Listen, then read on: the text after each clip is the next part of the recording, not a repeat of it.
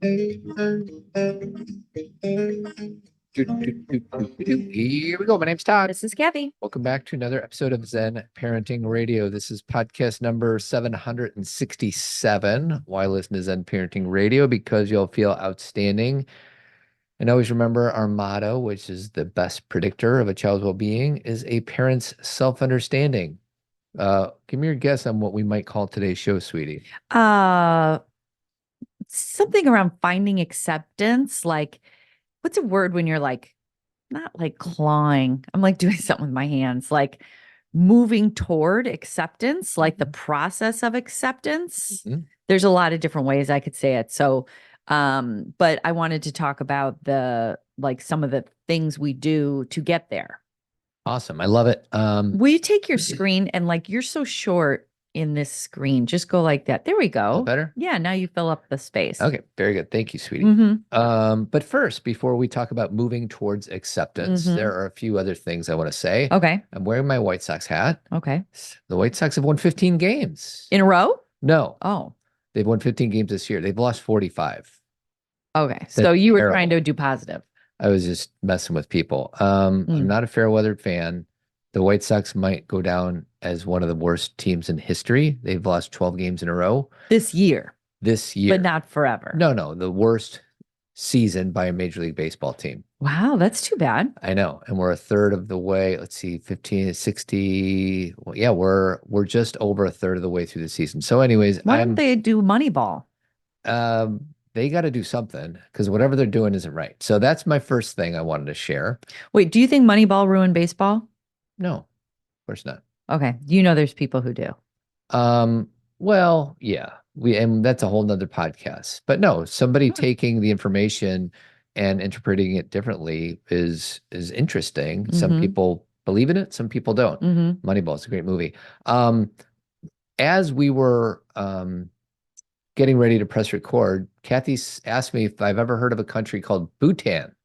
Bhutan. Bhutan. Correct. Why did you ask me that question? Because we get sometimes these notifications about where we're charting and the podcast.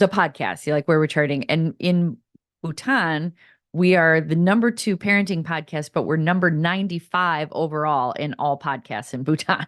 So I just said to Todd, I'm like, what just happened? Because that's to all of our listeners in Bhutan. Yeah, and we appreciate that. Thank you for listening. I did a little research on Bhutan in the last 5 minutes. Okay. Are you ready? You're gonna like it. First of all, it's nestled in between China. It's just southwest of China. Okay. It's right next to Nepal, which we've heard of because that's where you have to fly into to go to Mount Everest. A few random facts about the country Bhutan. Instead of going with the gross domestic product, which is GDP, sweetie, Bhutan measures progress through gross national happiness. Really? That's what it says. Oh. The GNH focuses on the holistic well-being of its citizens, incorporating factors like sustainable development, cultural preservation, and environmental conservation. Oh, I love that. It still has a monarchy. It's deeply rooted in Buddhism. Okay. That's probably why Zen Parenting Radio does well there. Bhutan is the global leader in environmental conservation. It is the only carbon negative country in the world, meaning it absorbs more carbon dioxide than it produces. That's crazy. That is. Do you know kind of what that all means? I think so. I think I understand. I mean, we're all trying to get to carbon neutral, and Bhutan is carbon negative. I didn't even know that was a possibility. Yeah. And then last thing is it has no traffic lights. In the capital, it's famously known for having no traffic lights. Instead, traffic is directed by white glove police officers at major intersections. Old school. So thanks to Bhutan. Yeah, and to all these countries, we get lists of people, sometimes we're not even charting in our own country, or we're way down the list, 200. And then somewhere else, we're number 1 or number 2. So we're all over the board with, and I learn about countries. I learn about smaller countries when I look at that list, because I'm like, oh. Love it. These people like to listen to our show. And lastly, before we go towards acceptance, you write this thing on Substack called Cathy's Moments. No, it's called Zen Parenting Moment. Zen Parenting Moment. It's my page, Cathy Kasani Adams Substack page, and then it's Zen Parenting Moment. Yeah. And I'm just going to read the first paragraph. Okay. And this was from last Friday. So I invite you, if you haven't subscribed to Cathy's Substack, it's kind of awesome. Short reads. It's really good. And it only comes every Friday morning. Yeah. I think sometimes people don't want more email. It's really not that much. Yeah. Every day I wake up and figure out what I should do among all the things I'm supposed to do. Get up early, but get enough sleep. Relax, but be as productive as possible. Get going, but don't burn out. Love myself fully, but focus on others. Be present for my kids, but give them plenty of space. Speak up for my needs, but listen intently. Ask for what I need, but be flexible. Invest in myself, but don't spend too much money. I like that one, sweetie. Don't spend too much money. I know. Say no to what I you want. didn't say the first part as prominently. Invest in yourself. But don't spend too much money. Correct. I know. I'm just messing with you. Well, sweetie. it's funny. On Pivot, the Pivot podcast, Kara Swisher just said the other day, you can't always get what you want. She said she was doing a home refurbishing or something, and somebody told her how much it was going to be. And that person said something like, you can't live off stocks, or you can't, what did they say? Something about, Sweetie, this is brilliant. something about like you hoarding money and like having it just sitting there in stocks and watching it go up and go down. There's nothing happening. There's like a hoarding of money. Now, some people listening are like, I don't even have money in stocks. I'm just doing my day-to-day experience with the money that comes in. And I totally get that. But it's like there's sometimes money gets put in a place where we just look at it. And then we, get to be 95 years old. Yeah, it's been sitting there. You forget to live. There's a book that changed my view on money. Depends on what day I'm reading it on. And it's called Die with Zero, or Dying with Zero. And it's the idea is, some people's goal is to make as much wealth as they can and then pass it on to their kids or foundations or whatever. And his whole thing is you're kind of missing life. So yeah. And my thing is like somewhere right in the middle. And I even feel like, we're older now. And so, it's easier than talking about this when we started the podcast 14 years ago, because that's when we were like trying to figure out how to have another bathroom, because we had 3 girls, because we used to all share one bathroom, and we were trying to figure out how to like live in a way where we could do it, right? We had 3 growing girls. And so we made some difficult choices financially, and, had to work hard to make sure that we could pay these things off.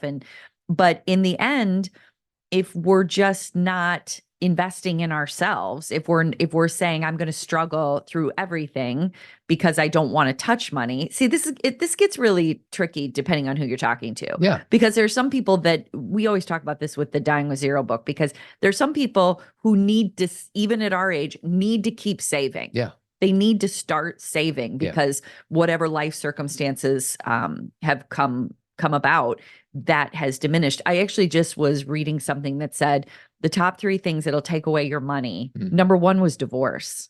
Sure. And I thought that was really interesting. Lawyers' fees and 2 mortgages or 2 apartments to rent or whatever. Like it's a wealth destroyer. Yeah.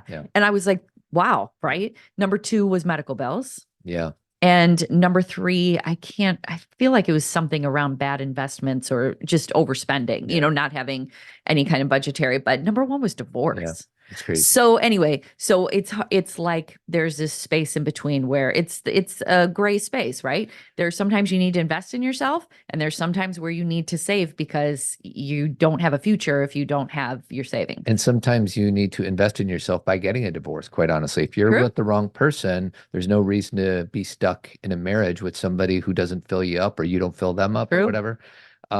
Just a quick plug for Men Living. There's a Tuesday night separation divorce call led by 3 amazing men, Mike, Jeremy, and Dan. And if there's any men out there that are struggling with that topic, please get on. Only for men though, right? Only for men. Not gender. No. Okay. So anyway, the reason that I wrote that was because I think that everything is paradoxical, and depending on the day, you're making a different decision, and there is no absolute right one way. No. And I think I was being a little frustrated by sometimes social media, as if I haven't learned this a million times over the last however many years I've been on social media. But sometimes there's just people who go on and say, this is what you have to do if you want to be healthy. This is what you have to do if you want to, earn money. This is what you want to do if you want to be close to your kids. And it's these absolutes that just don't exist. No, everybody's experience is different. Yeah. I mean, even something like sleep. Sleep is the most important thing, I love right? sleeping. I know sleep is great, but there are times that going to bed late is fun because you're staying up or you're going to a show or you're having fun with your friends. And then there's times when getting up early is really awesome. Love getting up early. Do you? I do. Okay. As long as it's on my terms. Right. Right. If I'm getting up early for something I want to do. Right. If you're choosing, and that's kind of what I mean. If you're choosing it, it's pretty great. And so and now that doesn't mean, so do those things all the time. It just means sometimes we sleep, sometimes we get up. And I just want to find a world where we can live in this more gray, but gray is such a negative word to people. Nuanced, ambiguous, non-binary, not one end of the spectrum or the other. Yeah. Just this place. It's you know what? I think that's wisdom. Mm-hmm. Gray is wisdom. Yeah. So anyway, go on. So as we move on to the main topic, moving towards acceptance, as you and I are talking about, there's no one way to live. Right. And I'll disagree with myself for a second. I think moving towards acceptance is probably one pretty good way to live. Yeah. So what is this all about? So I think I read a few things in the last couple of days talking about acceptance. And then when I read something this morning again, I was like, okay, maybe this is something we should talk about. And I think the thing that I liked about considering acceptance is that there's two things you have to do. Okay. The first thing you have to do is let go of some preconceived notions about how you thought something was going to be. Mm-hmm. Okay. So let's talk about marriage. Mm-hmm. Okay. So say you get married. Let's talk about the people who are early married or got married when they were younger. Yeah. Or people listening who are maybe younger and they just got married and they're like, oh my gosh, I thought it would be a certain way. And maybe the belief that they had about marriage was that this person would be everything to them, that they would never be alone, that someone would be there to satisfy their every need, that they would finally never feel lonely, that they would feel like important, the most important person to someone all the time. All these beliefs about what marriage is supposed to be, that you are, just the whole idea is something you and I have talked about a lot on the show, is dispelling the idea that, bringing two people together and making them one. Yeah. That's not a real thing. No. You need two full people, whole people, that two people come together and then they join hands or they decide to go through life together, but you don't become one or else then you lose yourself. Totally. And I think a lot of couples do that. And it's funny, you talk about extremes. There's some couples that just completely blend. They merge. Which is why I like it when you and I take pictures and we don't look exactly alike, even though our kids are like, you guys look like siblings. And I'm like, ugh. Okay, so let's talk about this for a second. Let's do that. Because I sometimes feel that, and this is a conversation rather than an absolute, but you work too hard sometimes to go the other way. Yeah. And you don't have acceptance about, we've lived together for 20 years. There's mannerisms we have that are really similar. We both wear glasses now. We both have brown hair. We just look similar. Did we look similar 20 years ago? No, but what about all those things I just said? Glasses? We've been living together 20 years. Yeah. We have similar mannerisms. We sometimes have the same vocal inflections. You can't keep from being similar to someone that you're with all the time. And I think sometimes is offensive. I'm like, hello, you? Of course. The reason it's offensive to me is because we are romantic partners. If I hear siblings, I just get some weird, icky thoughts. Okay, totally. I get that. I get that. That's where it's coming from. Okay. Just so you know. Right. And there's and kind of how we started this conversation. Identity. I like having my thing that I'm interested in that I can share with you, and your thing that you're interested in that you can share with me. And of course, Zen Parenting is a blending of it all, but you have your books and you have all these other things you do, and I have all these other things that I do, and that's important. Totally. But that has nothing to do with how grossed out you get at a picture where you're like, oh no. No, that's the visual thing. Right. Yeah. So again, this is the acceptance part. I do hear you. And then sometimes I'm like, you're pushing too hard to make this not be this way. A joke I kind of have about my own parents is that there came a point when they would find a coat that was really great. And then they'd both get that coat. Right. Or they would. So my parents really did start to look alike in the ways they dressed and stuff. And And I'm not suggesting we go buy the thin coat. Let's go to Burlington Coat Factory and let's go get blue winter jackets Blue coat. together. And my parents' coats were yellow, by the way. But I thought there's a cuteness to it too. There's a little like, I understand we're not going to do that, so you don't need to stress. Whew, but the whole idea of, oh my God, I just want nothing, no way would I ever do that. There's also a pushing away where I can sometimes be like, okay, it's kind of like the same thing of, I don't want to hold your hand in public. You do not like this, by the way. But I probably was. You were. Or like, oh no, I don't want to do PDA, or I don't want to see, and so there's this like ego part about it. Instead of, and I think the reason that when people get older, like when my parents didn't care that they're wearing the same coat, is they didn't care what people thought anymore. The most important thing is this coat was a good coat. Yeah. And solid coat. And we would sometimes make fun of them, but only because they loved each other and it was cute. Yeah. And so sometimes we both wore cowboy hats on Friday night. I had no issues with that. Well, but that's because we crushed it. That's like saying we both wear shoes, like, right? No. Because, we wore cowboy hats because we were going to a country concert. That's right. So that's just what you do. Not everybody. I was surprised how few people were wearing cowboy hats. Did you look on the floor? There was a lot of men wearing cowboy hats, a lot of women wearing cowboy hats too. I'm not saying that they weren't. I'm just saying most people did not have If I am going to a country show, if I am going to Nashville, if I am going to did we do it in Georgia? No, but there's a few places that I always wear my cowboy hat and my boots. Like I just do. Yeah. Because I can. Because it's like so normalized in the culture. Is realized. Let's feel the pride, but always stay humble and kind. I've never heard that song before. And is that one of his famous ones? Yes. And you've just forgotten it because at our 2015 conference, I played that video. Oh, the whole thing? Uh-huh. Oh, wow. It was like a in between. Do you remember how I used to play videos? Interstitial. Like we were waiting for, it was kind of like everybody come in the room and I would play a video. Got it. So that is Tim McGraw, everybody. We went to see his show. I'm a very big Tim McGraw fan. And he's a good example. So let's talk about him in terms of, he is married to Faith Hill, who's also a singer. And he talks about her all the time. Yeah. Most of his songs are about her, except for the ones that are a little more like, let's go grab a beer kind of thing.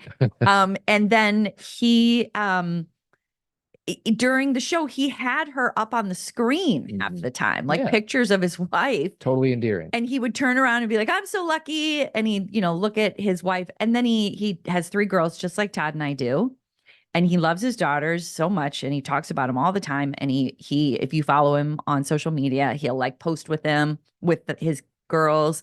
And he's just very, I find he can like, okay, how am I going to say this? So he's an example, a little bit like Dax Shepard, where he can be super emotional and super like, he can cry and be like totally in love with his wife and be totally, engaging with his daughters, but he's kind of got a tough guy persona. Not kind of, he does. He's like how old is he? 57? He's 57. And the guy's ripped. It looks like he's 22. He's good looking guy. Yeah. And he also, is successful from a traditional standpoint. Right. So it's easier for a guy, I may not be right here, but I think it's easier for guys to get into that softer side of them if they can balance that out with the more traditional masculine stuff. External, yes.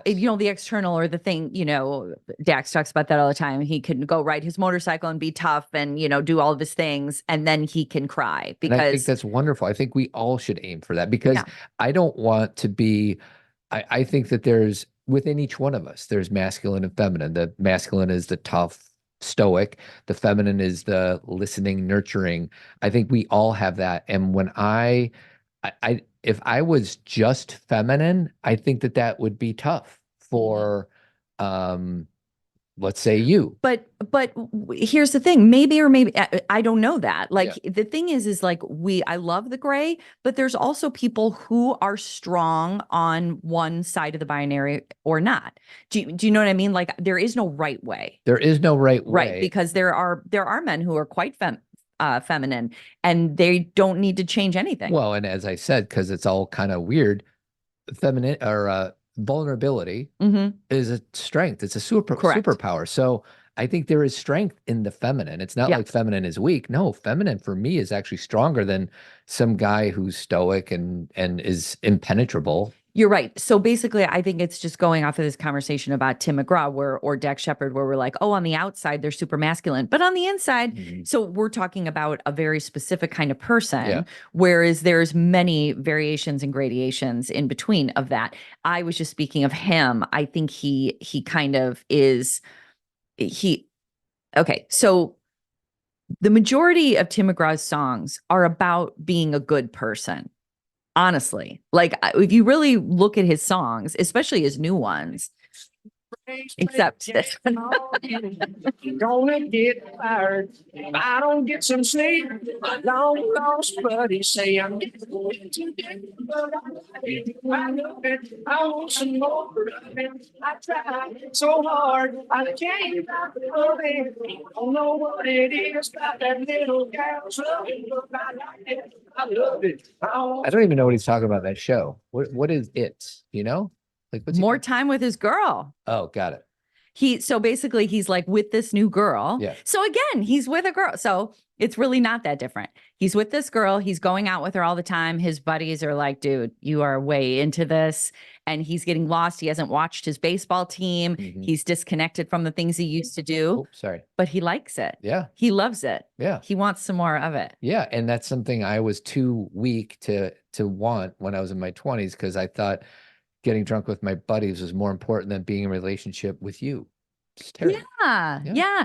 Well, and so that is, if we're going to go back to the topic, I'm not done with Tim McGraw, but we'll go back to that. Please. Why More not? Tim McGraw, the better. I'm serious. He's great. I think that listening to someone like Tim McGraw and listening to the music he puts out could be very helpful to people. Yeah. I think it's very inspiring, and I think it gives us, I think he's a good role model in that way. Anyway, so that in itself, like something you had to shed was this idea that if you were super connected to me as your girlfriend or your wife, that you were weaker. Yeah. You had a belief from childhood, from being a teen, from being in early 20s, hanging out with guys all the time, that this idea of being whipped or being controlled by a woman, like there was this really us and them mentality about you're either with the guys and then you have a girl or you're with the girls and you're not with the guys. So it was more like a possession. For me, it was binary. I can't be both. I'm either this side or that side. Oh gosh. It's terrible. That's awful. I know. And that's awful just in terms of no wonder you didn't want to get into a relationship, because do you think you're going to lose your friends? Lose myself, lose my friends, lose everything. Lose yourself? Sure. Explain that. Well, I think I wanted to, who am I if I'm not this guy? And who's this guy? The drunken idiot. But there's got to be more there than just being drunk. What you just being with men, being like considered masculine, having fun, sports, all the things. I grew up in this macho boy culture. Right.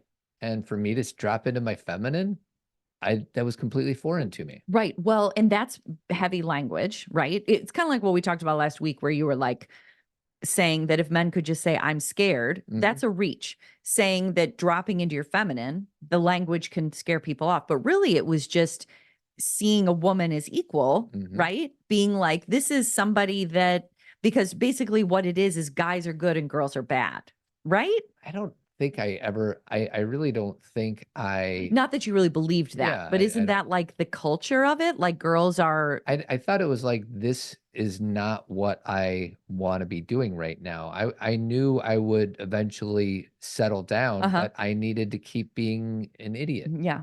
Well, and you were kind of given belief systems about women. Yeah. That they'll trap you. I didn't have the best role modeling. My parents were divorced and there's a lot of fighting and everything. And I'm like, well, I don't want to fight. So how do I not fight? I don't settle down with a girl.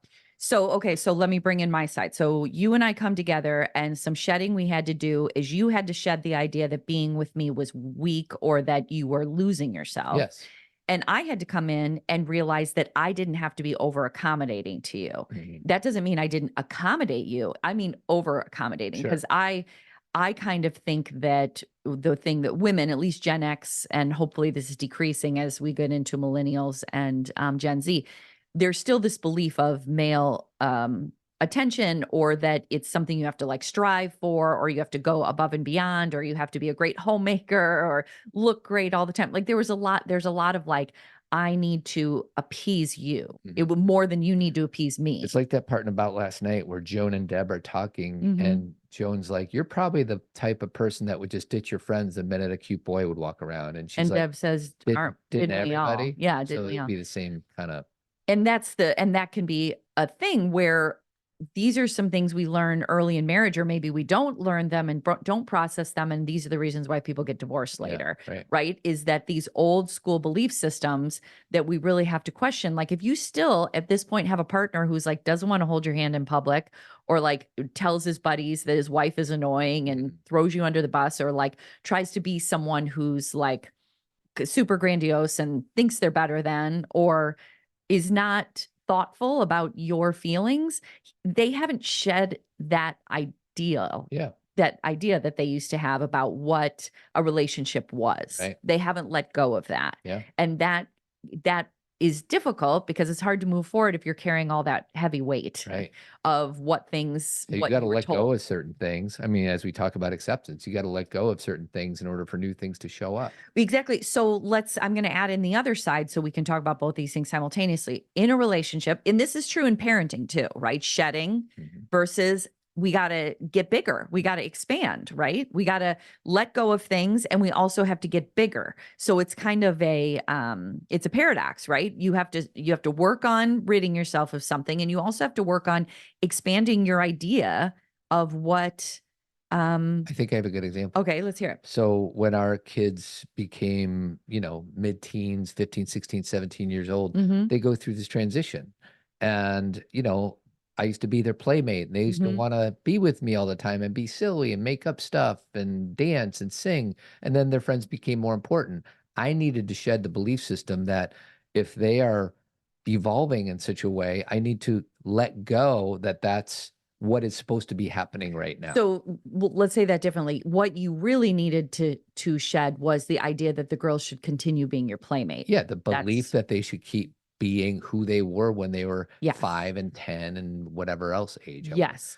So yeah, that would be one example I would give. Yeah, and if we don't do that, like if Todd doesn't go through the work and do that, then think about what comes from that. You blame your kids for not being as what happened close to you? I thought you were always blah blah blah. You're never around. You're not part of this family anymore. Well, just total ownership. I'm still working on this for sure. I still struggle with that. Yeah.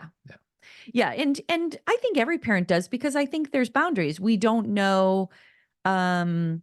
There's also this line of let's maintain a family unit, which I think is healthy and normal, meaning let's make family a priority. Let's teach. Part of our value system is in our family, we take care of each other, and we maintain a sense of closeness, but you have to do that with also allowing your kids to go and to be away from you. And we have another example of that going on right now. Both of our kids are on a trip. Each one of them. Yeah. Our 2 older ones with their partners or their partners' families. And they, they're not checking in with us as much as they do when it's their normal day to day. Well, one does. Well, I didn't want to point anybody out. That's why I didn't say it. Well, and here's the thing, but I think what's important is that the only reason I like this conversation, and I don't feel like anybody's doing anything wrong, is you also have to let go of the idea that your kids should be doing the same things. For sure. That if one is doing something, everybody should be doing something. They are different in their needs. And honestly, one of the things that's been so helpful to me, and I feel like we're kind of, talking about a lot of things at once here, but is my girls have gone through times that have been difficult, or where friendships haven't been great, or they've felt lonely, or they've whatever, all three of them, they've struggled in some way. So now if they are good and they are happy going out with people and being with people, or they're partnered or hanging out with, other people in their world, I am good because the alternative sucks. And someone listening right now may be going through that with their kid, or it may have been going on for years. And, most parents get that. We know what that feels like to have a kid who's they're feeling outside, or they're feeling like they're not quite sure where they connect. And then when they do start to connect in some way, we're kind of like, go. Yeah. Because it's almost like they keep falling off the bicycle, and then they finally start riding it forward. And you're like, go ahead. Don't wait for me, So I don't say one checks in and the other doesn't. So one's good and one's bad. That's not what I mean. I mean more like, is it okay? Are both ways okay? Yeah. Or do we say to ourselves, no, this one does it this way. How come that one doesn't do that way? correct. And it's that way with gifts, or with cards, or with holidays. Like, I feel like the biggest family challenges come in when we have a blanket expectation of everybody, and someone doesn't adhere to that expectation. If it be our kids, our in-laws, our, cousins, whatever it may be. And so then we get mad at them, and we decide they're doing it wrong. And then there's like this resentment and this underlying conversation within the family, how this person's doing it wrong. Instead of like, I'm going to go back to a way old Maya Angelou thing from years ago that we used to talk about, love liberates. Love is, you go do you, and I'll love you no matter what. Love isn't, if you stay home and call me on Mother's Day at the right time and buy me the right gift and do the right things, then I'll love you. So I guess said in another way, my ego sometimes has this blueprint of the way I think other people should be. Correct. Yes. And what we need to do is shed or let go of the blueprint, because the blueprint for this kid or this boss or this employee or whatever. And if you have a blueprint, then you're not open, you're not curious, you're not willing to. You're working from the blueprint. Yeah, you're working from the blueprint. So just get rid of the blueprints. And I love my blueprints. Sure. I love it because when I wake up, this is how I think my day's going to go. And then something off the blueprint happens, and then I start suffering. Well, there are best laid plans, and then there are real plans. Like when I think about something, an event, I obviously want my girls there, and obviously Todd, or, certain friends or whatever. And sometimes people can make it happen, and sometimes they can't. My plan is a good one. Does it end up being exactly what I planned? Not always. And that's okay. Now, I can have my own disappointment about that. Like, the thing is there's a lot of room and exploration in here. Like, it can sound like we're saying, okay, do this. It's allowing, it's letting go of some ideas so you can expand your awareness of what it means to love someone. Yeah. And sometimes loving them is letting them go do things without all of your imposing. Well, the cliche is what? Love something and set it free or whatever. Right. I mean, And then it'll come back to there's you. a reason these cliches have stuck Exactly. around, is because they're a lot of times they're true. Well, and I think that, like, for example, at the beginning of the summer, now that I have a 21-year-old, a 19-year-old, and a 16-year-old. She's not 17. I'm not rushing that. She is 16. Now that I have more adult children, something I do is, or I did this year especially, is here's some plans that we have. Here's a concert we're going to as a family. Here's when your cousins are coming in. Here is Father's Day. Here's my birthday. And these are plans we're going to have as a family. And I said, save these dates. And they're like, okay, cool. So my expectation are those days. Yeah. Okay. And they're like, all right, we're in, unless they were traveling or something, which, for this summer, they're not. And then anything on top of that is just icing. Yeah. Like, these are the things where I'm planning on this, and hopefully you can make it happen, and the majority of the time they can. But anything else is just, when one of the girls is like, oh yeah, I'm coming home, or let's go do brunch today, or, oh, we're going to drive through Chicago. That's just awesome. So I feel what you're saying is sometimes people will surrender to everything. And what you just said was you were intentional. You're like, Very. Here is the deal. Yeah. These are the plans we have coming up. I would love it if you all were able to join us for Plan this. around these. Because again, something that is important to me also is a family culture, right? Like, I want my girls to go have their own lives. They don't need to worry about sitting around and taking care of me. But I also know that when we're all together, it's good and we all have a good time, right? So it's like, I kind of feel like, as the mom in the family, and I think you and I together, we create that. I'm still, in my sorority. Todd, do you know what my You're a position was? social chair. Correct. So I'm still a social chair in terms of, in my family, I am going to create the events and say, these are some things we're going to do. And then sometimes my girls are like, here's some events we want to do. Great. Like I don't have to be in control of it all, but I might set the initial tone for like, this is what we want to do. And believe me, you guys, there are times when I'm like, this is what we want to do. And one of my girls is like, I can't because of this, or I'm not gonna be home in time or whatever. And that's okay. Yeah. There's room to breathe in this plan, but you can have a lot of things at once. I think the thing we never want to do is hold so tight to something, because when you hold too tight to something, it cracks. You've always got to we've talked about tree metaphors. Like the reason that branches have some like movement in them is because the wind blows, right? And if the wind blows and the branches are all so rigid or like old or decayed, they'll crack. And we want like branches that can like flow in the wind. Mm-hmm. So we as a family are like, we're like a tree. Yeah. Right. And the roots are the thing that gives it strength. Correct. And hopefully everything we've been doing for the last 21 years is a representation of those roots. Yeah. And sometimes things need to be renegotiated, like sometimes I'll have a plan. I'm like, oh, moving forward, this is what we're doing. And it's like, oh, wait a second. Not only do I need to shed an old idea that I had because my girls have different needs now, I need to expand and have an understanding of a new way of seeing things. Yeah. And so it's almost like breathing, right?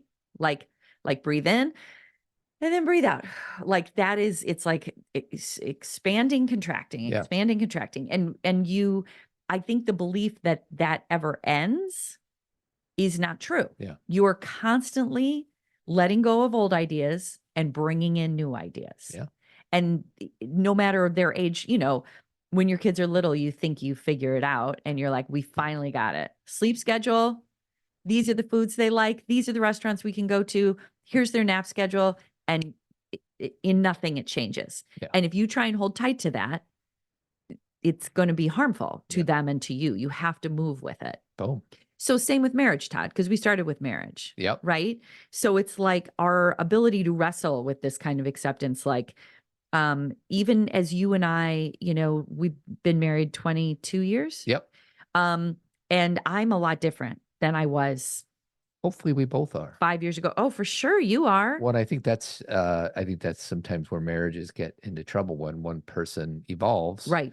And the other one's like, no, I'm still here. And that's tough. Like I'm going to be different when I'm 62 versus when I'm 52. Right. And so will you. And that's a good thing. Yellow coats. Maybe I'll get some yellow coats. I'm open to it. Yeah. And that is like, I think the idea of I want to go back and be like we were when we were 20 is silly. Now we can bring in parts of our 20-something selves. We can Todd and I go to a lot of concerts where it's like people we used to love in our 20s, or we'll like go to Vegas because we feel more like we're 20. Like it's okay to play with the idea. Sure. But the whole idea to like hold your partner accountable and say, you're different than you were when we got married. Well, duh. I hope so. Right? Yeah. And if you're listening to this podcast, you have some type of growth mindset. Right. And hopefully whoever you happen to partner with has a similar one. I think one of my buddies is going to be on a radio show today, and he asked me any tips because it's going to be about parenting. Okay. He's a younger father. His kid's 2 years old. Okay. And it's a lot about that personal growth. It's can I continue to work on myself? And my hope is my partner continues to work on herself. And that is what I think is one of the foundational reasons why you and I are doing as well as we are, is because we both have that mindset. And there's other couples who I know, friends who get divorced, and one's going in one direction and the other is staying still. Yeah. Or one's going in one direction, the other's going in the opposite direction. That's not good. Gaddis in his book, Getting to Zero, talks about rowing the boat. Yeah. We have to like row the boat in the same direction. And you got to take care of the boat. Yeah. What a lot of parents do is they take care of the boats of their children and they forget about the boat with their relationship. Yeah. With their partner. Yeah. And sometimes we'll say things like, well, I only have energy or time to do one or the other, which is again, an old belief system. And again, I know like everyone's experience is different, but there have been times when Todd and I we were helping my parents, helping his parents, helping our children, being together and doing our work. Yeah. Like there are many different ways of, and we still had to be like, okay, we have 2 hours for a date. Like, let's go eat really quick, or let's be together. Like there are ways to do this. And like Todd said, sometimes it's not a good, things happen and it doesn't end up being that way. You put in all the work and it's just not going to work out. And sometimes the shedding is starting anew. Yeah. So I'm just trying to be devil's advocate here. So we started the podcast talking about moving towards acceptance. Yeah. And I believe in moving towards acceptance, and so do you. And at the same time, I feel like that's almost contradictory to what I just said, which is, hopefully, like, let's say I'm doing personal growth and you're just staying still and you're stagnant and you're not interested in evolving. Is my move to accept you as you are, or is my move to help you become more into personal growth? Yeah. Oh, yeah. That's the thing. That's acceptance is moment by moment, right? Like if you have a partner who, especially if they're going through something, they're depressed, or they have an aging parent that they're taking care of, or your kid is really going through something, or, they're going through something personal, right? Maybe a medical issue, then you're accepting them for that time, that in this experience they're having right now, there's a different kind of expectation, like you've gone through times with me that are really hard. And I don't think that when I was depressed or grieving that you were like, if this marriage is going to work, you need to be different today. Right.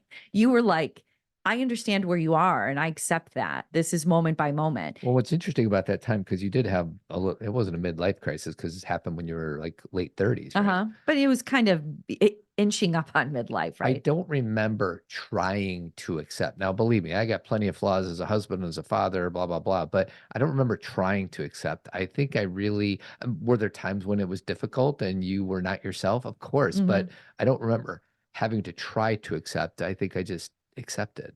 Yeah. And I think that there were things that I told you that maybe were shocking about how I felt, or, what I was going through, but it didn't really show up on the outside because one of the things, I still kept parenting. I still kept going to work. Center, yeah. Yeah. So like you, for the most part, you could go in your office and work and I would do things. You kept functioning really well while at the same time struggling in the background. So I would say, Todd, I'm very depressed. Like, this is what I'm going through. And he'd be like, oh, really? But then I'd still get up in the morning and do things. And sometimes people can't do that. Yeah. Like there are times where people hit a wall and hit the floor, and I did emotionally in many ways, but it was like over a longer period of time. Yeah. So my point is that same with you, Todd, like when Todd gets going on something, man, like, especially if it's like a Men Living thing or something work related, and he gets like super myopic and he just cannot see anything else. Yeah. And when he is in that space, sometimes I'm like, hello, but a lot of times I'm like, he just needs to go through this. Like he's like in it, you know what I mean? If it goes on for I can kind of feel like, okay, we got to come back out. But initially there's like, this is just who Todd is. We were just having that conversation. I was saying, I think I have a funny story. Oh, okay. Go ahead. Well, my birthday weekend, it was a big Men Living party and facilitators thing. And I remember I was like going a mile a minute. And I think I checked in with you on Saturday morning, which is about midway through the weekend. And you're like, I'm just staying away from you. I was. I'm like, I don't want to be around you. Yeah. And I don't mean I don't like you. And was that done through a lens of acceptance? I think it was, but I just want to check in with you. You were like, what's a little like cartoon character that's like really zoomy? Like zoom. Yeah. Zoom. The devil, the Tasmanian devil? A little like that. Or Roadrunner? Maybe. And I just am not, I'm not very zoomy. And I like kind of quiet and slowness. And sometimes when Todd's like that, and Todd will try and be, you'll try and like zoom in and be like, how you doing? How we doing? How you doing? And I'm like, you know what? Don't try and like connect with me right now. You guys, this is so funny because this is a perfect example of like, someone may say, oh, but he's trying to connect with you, like connect with him. But it's like an inauthentic connection. It's like, I want to make sure you're okay so I can move on to the next thing and not feel bad. So basically what I said is just go do your thing. And then when you're all done in 4 days, because he was basically gone Thursday Wednesday through Yeah. Sunday, basically. And so I was like, just go, and then we'll catch up on Sunday. And we had kind of a deep talk about it, but it wasn't awful. Mhm. Like I get it. I Yeah. really do get it. And I want you to be happy. Yeah. It's weird though, because usually my men living weekends are I'm in Wisconsin Right. or I'm in Arizona or I'm somewhere else. Yeah. And this one, I happen to be at home, which was foreign to me because I was still sleeping in our bed, yet I Right. really wasn't present. No, not at all. And you'd come in after I'd fallen asleep. You'd get up before I'd go, you Yeah. know, so, and some of that was intentional. I didn't really want to check in with you Mhm. because like something, oh, I was going to tell a story about that too, but I kind of just feel like I need to let go of you rather than try. Oh, I know what I was going to say. Sometimes when you come home from big weekends, you're all jacked up. Mhm. And I don't want to talk to you about it all right away. And I'm not like, I don't want to talk to you. I'm not mad. I'm just like, let's give like this a day Yeah. and then let's go to brunch or whatever. And then I'll ask you a ton of questions. But initially, especially when the girls were little and I'd be working all weekend and be with them and be trying to be a mom. And then you'd come home all excited. I was like, I don't have the energy for you. Yeah. I can't do all of this and hold all this space for you. So let's give me a day. Yeah. And then I will be able to ask you questions without annoyance. What's funny about that is, and I'm not saying I'm right, but when I get home from a long weekend, I'm usually spent anyways. I feel like you still have this idea in your head, like I'm so ready to share everything. I don't think you're ready to share. I just don't even want to ask you. Yeah. And I'm not looking at you going, oh my God, he's dying to tell me everything. But my normal demeanor is to say to someone, how are you? Mhm. How was it? What was it like? How is this person? That's how I interact with you. Yeah. When you come home, you may be wiped. You may not even want to talk to me. Yeah. But I'm not even going to engage with Yeah. you in that way. Yeah. And that is, and I think, Well, in my defensive posture is no, we need to be connected the minute I walk back in the door, which is an irrational thought. So I'm owning that. yeah, But yeah, I just always want to be connected with whoever I'm with, and I'm now with you. So let's snap our fingers and Yeah. reconnect without letting it organically happen. yeah. And there's a lot of times like I have to have a really strong sense of self before you and I talk about your work because this hasn't happened a lot lately, or I can't think of one. Maybe you can. But if you come in and start telling me things that you guys did or that you learned or this new thing you did that I've done Mhm. or I've told you about or I've gone through, I end up feeling very unseen Mhm. because I'll be like, oh, I did all this, somatic work when I was in my 40s. And then all of a sudden you're like, we're going to focus on somatic work. Mhm. And I'm like, yeah, that's what I used to do. Right. And it's this very fine line of there's no reason to be annoyed. And at the same time, there's a feeling of you're telling me something new and I wish don't we all? This is not just about Todd. This happens all the time where someone comes in and they try and teach you something Right. versus saying, hey, I know that you know about this. Let me tell you my experience. Then I'm totally open. Right. But when someone comes in, is like, there's this new thing called this. And maybe I had talked about that for 5 years. And so Yeah. it just feels, so the reason I'm saying that is because that happens sometimes and that's okay. Sure. But I have to be really grounded before I have those conversations or else I'm going to be snappy. Well, and that's one of those things I think that used to trip us up a lot more 5 Yeah. years ago, whenever that was. Yeah. And that doesn't mean we don't get tripped up with other stuff. And we probably still get tripped up with that a little bit, but I feel like that's something that we've kind of figured out a bit. A little bit. Yeah, I think so too. I think Probably. it still comes up though, because we do such similar work. Yeah. And I think there is, I may not tell you that anymore Yeah. because I think I've, like I said, to your point, I'm more grounded before we have the conversations. I'm a little less, I think we've had enough deep conversations about where that comes from in Yeah. me, that discomfort. So I don't feel like I need to drive that point home as much Sure. anymore. Yeah. But we're just, the things we do A lot of overlap. overlaps. Yeah. And, and where we get our information is often from different places. Yeah.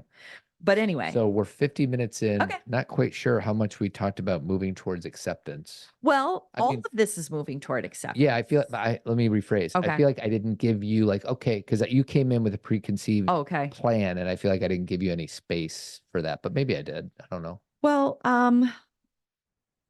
I think if I was going to just summarize, I think whenever we're in a relationship, if it be a partnership, that's what I was starting with, but I realized it happens with parenting too, is acceptance really is what acceptance is letting go of old ideas and creating space for new ideas. That is acceptance, right? And so acceptance, I think sometimes in the word, when we use that word, we use it kind of similar to forgiveness. Like, well, then I just accept you. You treat me horrible, but I accept it. Yeah. That's not what I'm talking about. Yeah. Like with that, say you're with somebody who treats you horrible, a friend, partner, whatever.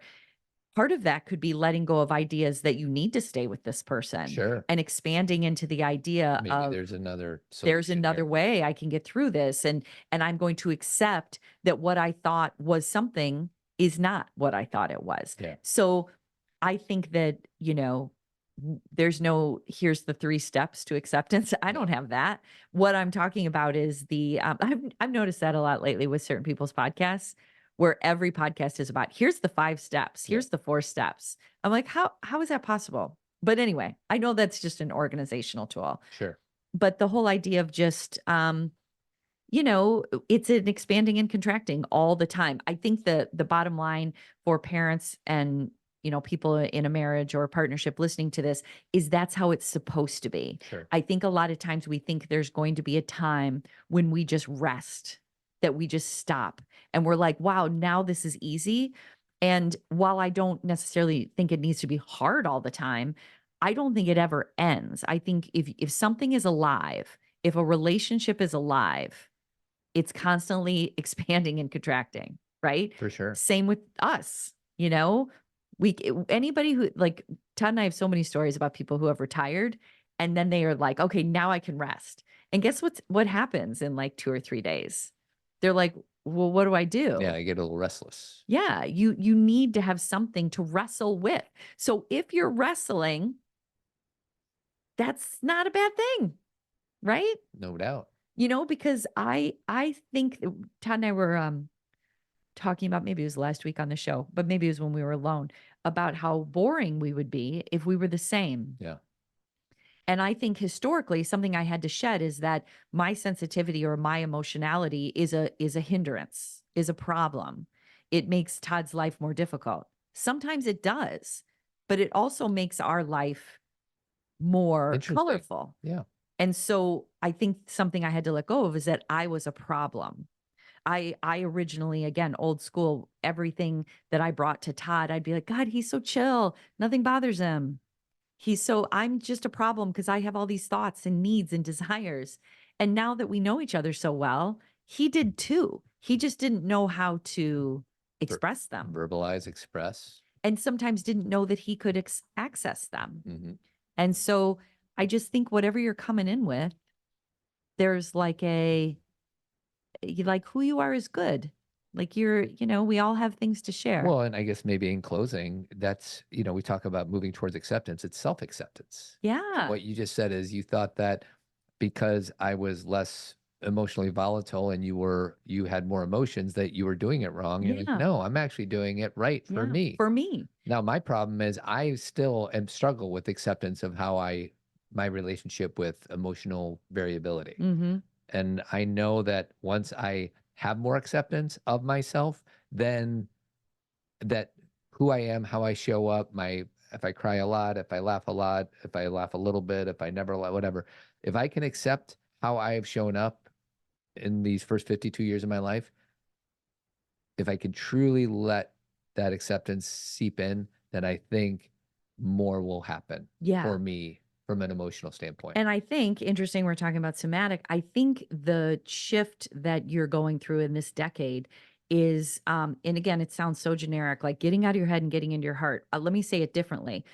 You are very mental in your planning. Yes. You think life, you'll say to yourself, I should be happy. Yeah. And you'll think it. Yeah. And you'll plan it and you'll act it. And what you're learning to do is just to be where you are. Yeah. And then when you have something that's funny, you're just funny rather than I'm going to be funny now. Yeah. You're not so planned. Yeah. You know, you're kind of just moving into who you are. Well, I think I just shared on the Zen Talk last Friday. Maybe it was in my therapy session. I don't know. It was one or the other. And I go play pickleball in the mornings. Mm-hmm. And I'm judging myself while I'm playing pickleball that I'm too competitive and not having enough fun. While I'm playing While you're pickleball. playing, right. So I know. And there is like that kind of voice. I think we all have it. You know, I get frustrated in yoga sometimes when I'm like ready to let go of a pose and I let go. And then the teacher is like, okay, now you can let go. I'm like, you should have said it before. Sweetie, Because now I feel like I didn't do it well what enough. about when you're in standing poses for the first 40 minutes and then the teacher has you go onto the mat and you're like you're laying flat or whatever, you're on the Right. mat, You're moving. and then they have you stand right back I up. get very mad. How much acceptance do you have at I that have time? very little acceptance. And that is a teaching technique, which is not push yourself like push your body, but like you thought Yeah. we weren't going to get up again. Yeah, they mess with you. They mess with you. That's a very yogic thing to do in some ways, but I don't dig it. Well, that's the thing. Like if we could like, oh, I like surprises. Like, and this is a Tony Robbins thing. He's like, BS. You like the surprises that you enjoy, right. but you don't like the surprises that you don't No. like. Nobody, because again, we're all planned. Like I'm sitting here saying, you know, Todd gets planned in his head. So do I. I have a plan. But a lot of times my emotionality is not by my brain. I have an experience where I'm like, I don't even know why I'm crying kind of thing. And so sometimes that can feel erratic too. And so that's the thing is there's an ability to do this whole idea of acceptance in so many micro ways. Yeah. Not microwaves. No, that'd be weird. That would be strange. But micro spacebar ways, WAYS, that then come to a greater acceptance, you know? I know we're ending here. So, you know, I'm going to go back to Tim McGraw for a second.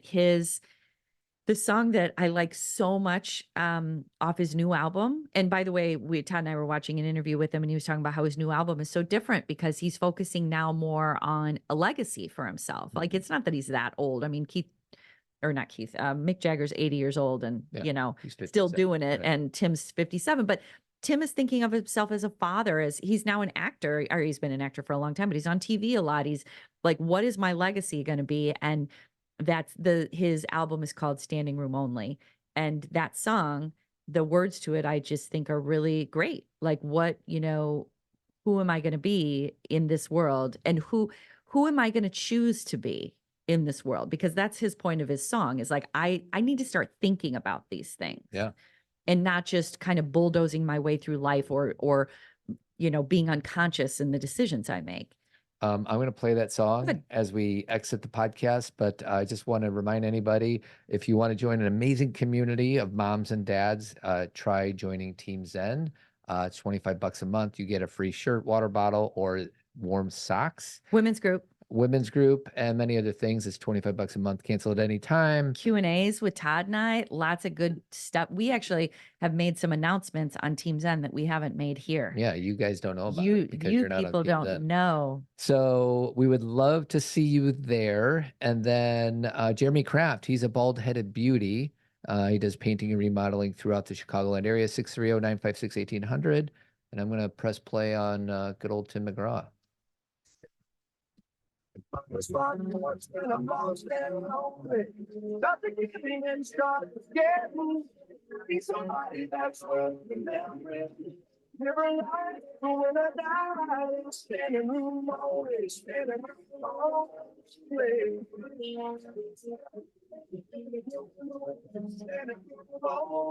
I wanna take my grudges and my old regrets.